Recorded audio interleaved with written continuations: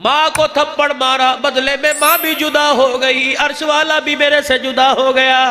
8वां हज कर रहा हूं, कभी हाँ का जवाब नहीं आ रहा। कहां है तेरी अम्मा? कब इस साल भी आई है, मेरे साथ नहीं, मजारों, मेरे जो मजार है उनके घर वालों के साथ आई है। अच्छा, मुलाकात कराएगा।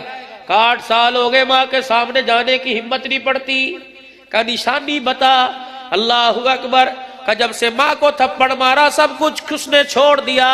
कुरान होता है अल्लाह का, उसकी जुबान होती है, 24 घंटे पढ़ती रहती है।